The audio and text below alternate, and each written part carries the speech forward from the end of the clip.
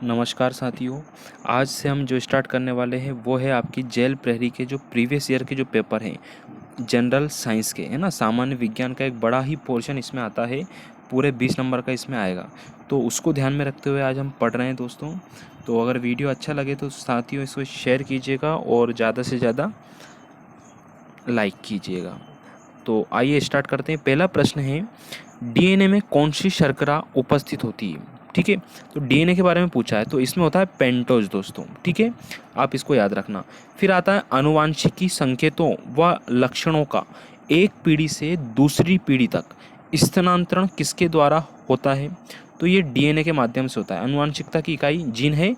ठीक है, आपको याद रखना है। और ये एक माध्यम से, एक पीढ़ी से दूसरी पीढ़ी में जो स्थानांतरण होती है वो डीएनए के माध्यम से होती है दोस्तों। फिर आता है कौन सी एक वंशानुगत बीमारी है? ठीक है, तो हीमोफीलिया एक ऐसी बीमारी है जो वंशानुगत है ना, एक पीढ़ी से दूसरी पीढ़ी में चलती जाती है।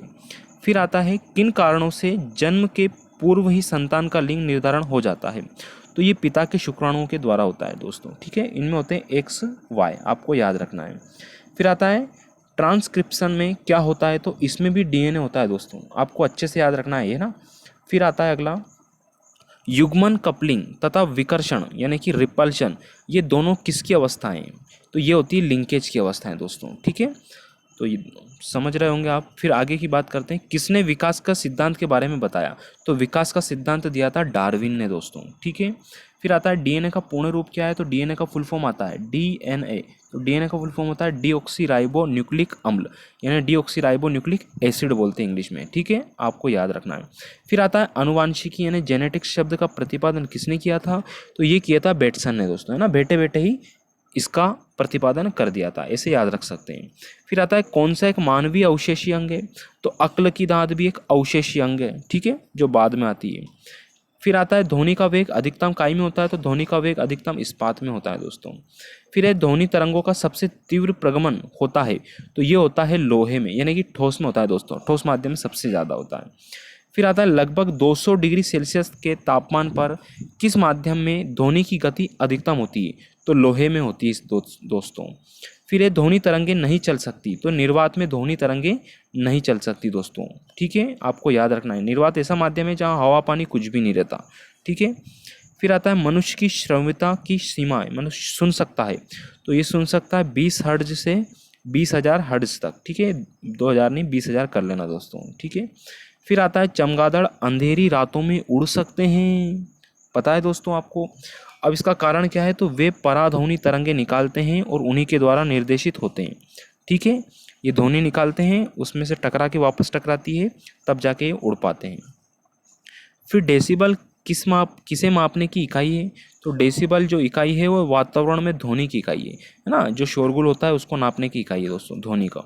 फिर आपका जब दो लोग आपस में बात करते हैं तब कितने डेसिबल ध्वनि उत्पन्न करते हैं? ठीक है, तो नॉर्मल सी है, ये लगभग 30 डेसिबल तक ध्वनि उत्पन्न करते हैं नॉर्मली कोई व्यक्ति बात करते हैं आपस में। फिर आता है मनुष्य के लिए शोर की सह सीमा करीब करीब होती है? तो अधिकतम कितना सुन पाता है मनुष्य? 85 डेसिबल, है ना। 85 डेसिबल के आसपास तक सुन सकता है, इससे ज़्यादा वो नहीं सुन पाता फिर, है ना। फिर आता है एक परिवर्तक ट्रांसफार्मर इस पर कार्य करता है? केवल एसी परिपथ पर काम करता है ना, अल्टरनेट करंट पर दोस्तों।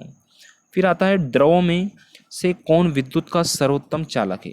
तो वो है दाहक सोडा, इसे ही बोलते हैं कास्टिक सोडा दोस्तों, ये नाम याद रखिएगा आप लोग। फिर आता है एक विद्युत परिपथ के घटक हैं?